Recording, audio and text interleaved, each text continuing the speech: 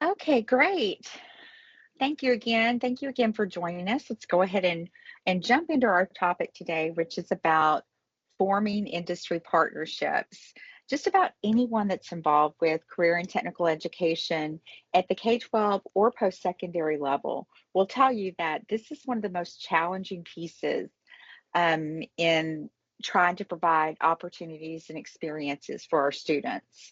There's a lot of misunderstandings, a lot of misconceptions that exist around lots of different topics, such as employer liability for students that maybe are not 18 yet. Around who is liable if something were to happen in the workplace, and so we want to try to clear some of that up today and also provide you with some options for people that you could reach out to in the North Central Texas area that would be able to assist you in providing these opportunities and experiences for your students. So let's go ahead and jump in and get started. Like I said earlier, we are always mindful of your time here when you are at work and we're asking you to join us for a lunch and learn. So we will make sure that we get you out of here on time. I love these quick 30-minute lunch and learn sessions. I think they're awesome. And I hope that you guys enjoy them as well.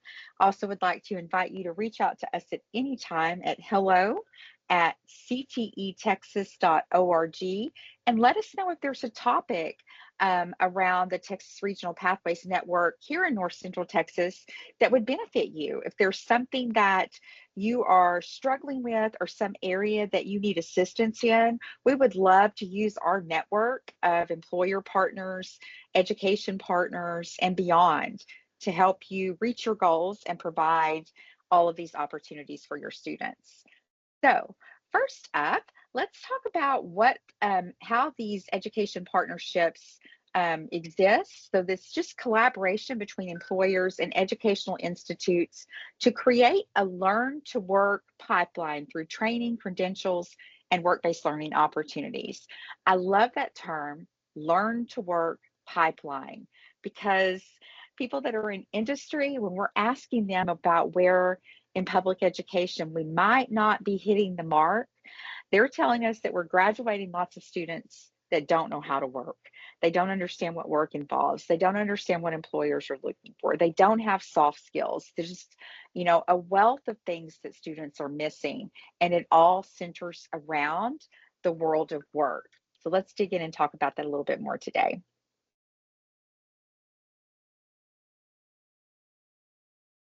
Oh, sorry, I just buried my screen here because I had one of these notifications pop up, so I apologize. Okay, so the key goals of partnership are going to be maybe a little different than you might expect. We want to align curriculum. So we need our employer partners to work with us to align the curriculum so that it's not just meeting whatever we're trying to do in our educational program to get a certification or for them to earn a degree or earn a level 1 certificate, but we want them to help us align our curriculum so that the skills students are obtaining match industry standards and job requirements. So that even without a certificate or without a completion, if a student obtains enough knowledge to perform a skill well, they're going to be employable. We also want our employer partners to provide opportunities, offer training, offer credentials at the employee site, work based learning experiences. And all of this leads to preparing students who are equipped with all of the knowledge and skills needed for successful labor entry into the market. This provides a wealth of opportunities for underserved populations. These kind of partnerships can really open up paths for students that maybe they have never even considered. It allows them to obtain training and credentials, but more importantly, it prepares them for success in the learn and work ecosystem. So, what is a student going to need in order to earn a living to support themselves and support their family and feel like they have a successful future? I mean, what a great opportunity for our industry partners to have that kind of impact in the life of a student. I mean, it's phenomenal for them to have that impact. And we hope that it's as rewarding for the employer partners as it is for our students. which kind of leads me to one of the big things that I always share with my schools when we're talking about work-based learning opportunities. These opportunities have to be beneficial for everyone involved, for all of the stakeholders. So we can't just reach out to our employer partners asking them to provide a place for a student, asking them to provide donations for our program, asking them for a guest speaker, asking them for a mentorship for a student. How can we also provide a benefit for our employer partners from the education world? And so, it's got to be mutually beneficial or nobody's really interested in it. We can't just continue to ask them to give and give and give without providing a clear picture of how it's going to also benefit their business, because that's what they're there for. They're there to earn a living and they're there to grow a strong and successful business. And I believe that education at the K 12 or post secondary level can play a big role in the success of a business. So, talent hubs are one option that we have. Community collaboration in a talent hub, it can really bring together like cross sector partnerships, and that can support the credentials that students need to enter into these career fields. We target different groups in a talent hub, high school students that are maybe nearing graduation, or some that are just entering into ninth through 12th grade. Some students that have a little college, or adults without any post-secondary education. So we're able to target certain groups of young adults or adult learners that fit a certain criteria and put together a program that can help bridge the gap for entry into a particular industry or career field. And then the goals are to that ensure all students receive a credential, regardless of their background. There is nothing written or stamped into stone, engraved into stone, that says that an adult learner can't learn in the same space as a high school student. I mean, of course, we're worried about protecting minors and making sure we don't put them in harm's way, but there are definitely easy things that we can do to ensure that we're providing a safe place for all learners. And there's really not any reason why an adult and a younger learner can't learn in the same space. And that really opens doors up to offer some programs that we may not have considered offering otherwise. Here's one model that we like to talk about frequently, Google's partnership model. So they collaborate with JFF, Jobs for the Future, which is a nonprofit organization that we've been blessed to be coached by.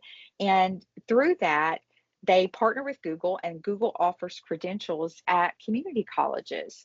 So it's just a nonprofit that's kind of bringing together the pieces and helping organization and helping implementation of programs like this. And that's kind of what we're here to do for you guys to talk about today.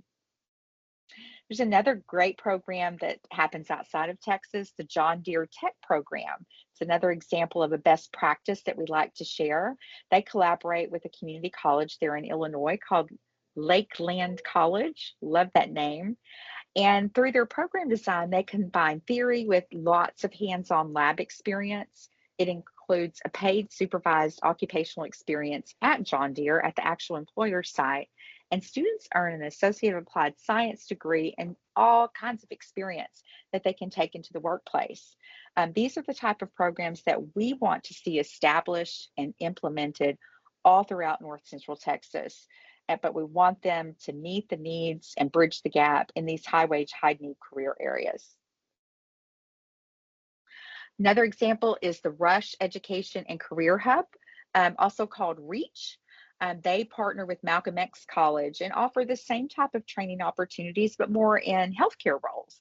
And so they work with Rush to place students in internships where they are in a paid experience, and they can earn post-secondary clinical credit while they're in these paid internships.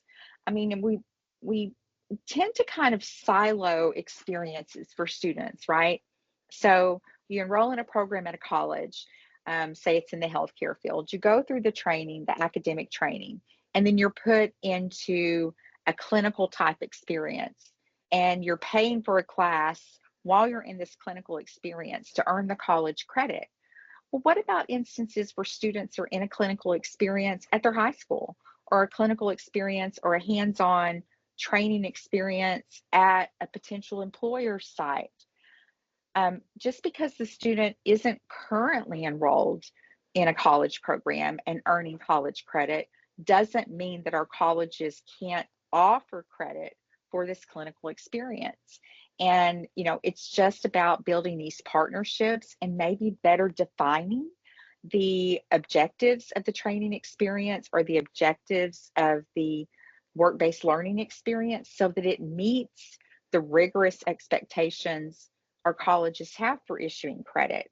But these games, we all get the right people at the table. We sit down, we negotiate, we outline this, and we can certainly work out an agreement where we can offer post secondary credit for a lot of the experiences that are already being provided. And that benefits everyone involved. So, like I said earlier, I do believe that our work-based learning experiences, we continue to reach out to potential employer partners. We continue to try to shape and mold these experiences to meet the needs for education. But how can we benefit our employers? Well, we need to share with our employer partners that this provides them with the opportunity to shape a skilled workforce, to really have hands on influence over the skills that our students are obtaining while they're still in training. Also, the industry influence can shape the curriculum to meet the needs, and it creates this steady stream of potential employees for our employer partners.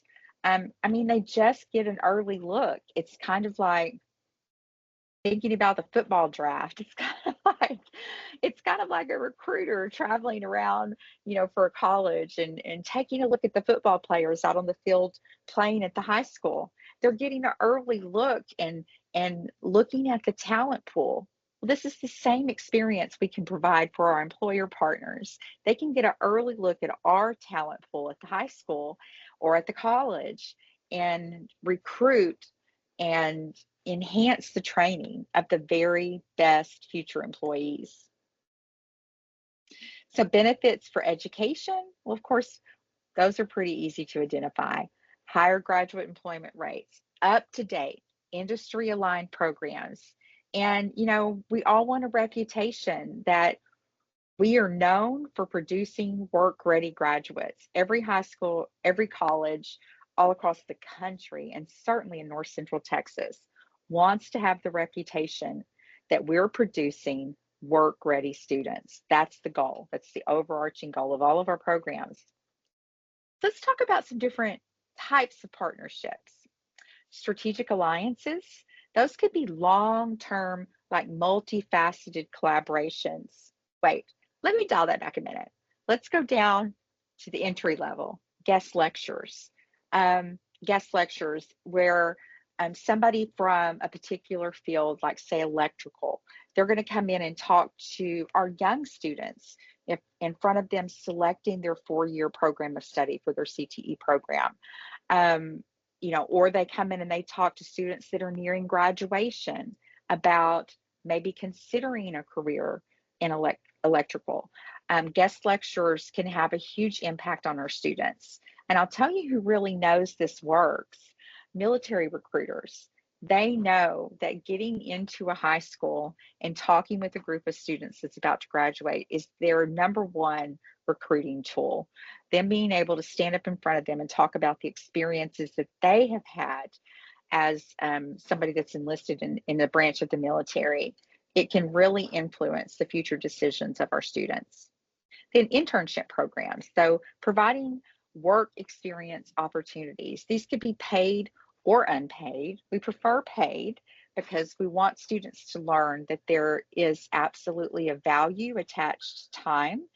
But, in the interest of really trying to recruit for these programs, unpaid training experiences are not unheard of and would certainly be welcome in many, many types of circumstances.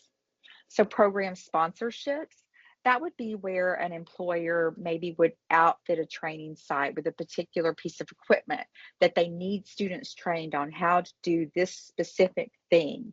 So, not that they would just come write a blank check and fund the implementation of an entire electrical program, but maybe they're looking for students that maybe know AC/DC, like electronics, and they would provide a certain piece of training equipment so that students could develop a specific skill. Those are great opportunities for educators and employers to partner up. And then strategic alliances. Those are long term, multifaceted collaborations that maybe you develop through your CTE advisory committees or in collaboration with the Chamber of Commerce, economic development organizations. These alliances might serve your entire region or an entire county or a network of neighboring counties that they are able to come together a couple of times a year and maybe offer a fair where they invite students to come in from K-12 or post-secondary or both and help them explore the opportunities available in these particular areas. So what are the specific challenges that we have in these partnerships? There are a lot. I won't deny that. That's what we're here for as a regional convener, is to help you address the challenges. So certainly aligning goals, balancing educational objectives with business needs. That's actually a large challenge for public education overall. Um, those of us that have been involved in public education for a long time, we fully understand that the current public education outcomes, certainly at K-12 and possibly even at the post-secondary level, aren't necessarily balanced with the needs of the workforce. And that's something that we can address through innovative opportunities, innovative models for public education, and just being willing to take a look, take a risk, and make a change. Resource allocation. So, how do we determine where the cost and benefits align? What's our return on our investment when we are looking at funding a training program? Curriculum pace. How do we keep up with, I mean, education specifically, I can tell you, education can't keep up with the evolving changes in technology, AI. It's just, it's so rapid that we have to remain flexible and adaptable. And I know that we're working hard in the education sector to do that. And then how can we measure success? So defining and tracking outcomes for our partners, for our educational partners, for our education partners, employer partners. What truly looks like success? Is it the state agency defines CCMR indicators? If a student checks the box for CCMR, are they college, career, and military ready? Or is this strictly an accountability measure? Now, I don't have the answer to that question, but I do know that it needs to be further defined through research and database decision making. So, best practices, absolutely. Clear communication that requires open and regular dialogue between partners from education and industry. Shared vision. We have to ensure that we're not just trying to meet the goals of our school district or of our college or our organization, but we're also sharing a goal and a vision with our industry partnerships. Flexibility, so the adaptability to change to all of these needs. That's hard for us in education. I know it's something that I personally want to become better at, and I want to become more open minded around thinking, okay, as a young adult, if we're expecting them to choose their career when they're entering high school, then do we really have to assign specific classes all the way through their senior year? Does somebody that's going into electrical really need to take British literature to become a successful electrician? Um, how do we let go of these ideas of what we consider in academia a well rounded education so that we can partner with industry and furnish them with employer partner with students that are ready to go to work, right? So continuous evaluation is one area that we can work on in trying to meet those needs. And, we're entering into a legislative session now here in the state of Texas. And so, what role can our government and our state officials have in helping us secure these partnerships? Well, certainly policy support. They've done a great job of creating lots of great statewide programs and favorable regulations for collaboration. But what about the funding? What about the funding? I know from us in the nonprofit world, we're constantly being asked to define how we can sustain what we do as a regional convener. And, our response always is as long as we have schools to work with, we can sustain the work that we're doing. However, if the state is expecting us to continue to meet certain benchmarks and deliverables, then, we kind of expect that the state will continue to fund a certain portion of our work. And so, this is important in every role between educators and employers and securing these industry partnerships. And then quality assurance. We do need help from industry now, and we will be reaching out to some of our partners in the very near future to help us establish a standard and accountability metrics for our programs to determine that our work-based learning programs are meeting outcomes that are favorable for our employer partners. And all of these things are going to align with the future trends. We're going to see these partnerships grow to from a regional stage to a statewide stage to across our country, and then some global collaborations. Micro credentials have been around in the state of Texas for a long time, but I can tell you some other states have adopted them more quickly, and they are really reaping the benefits of micro credentials where we focus on smaller, stackable skill certifications. We have some occupational licensing and some other areas of training in Texas and certainly in North Central Texas that are not currently stackable. A student wants to move from one credential to the next credential, they are actually paying for and repeating training that they've already mastered through another credential. And we need to make sure that we're eliminating that. I mean, time is money in all areas, and we need to respect our students' time and money, as well as our employers' time and money, and ensure that these skilled credentials are stackable. And then AI integration. If you're not on board with AI yet, you are severely behind the game. We've got to use artificial intelligence in training and job matching from K-12, post-secondary, and our universities and even postgraduate work, because there's really not any way to duplicate the knowledge that's already there. I mean, it's like I said, time is money. You're wasting time if you're not buying into it, correct?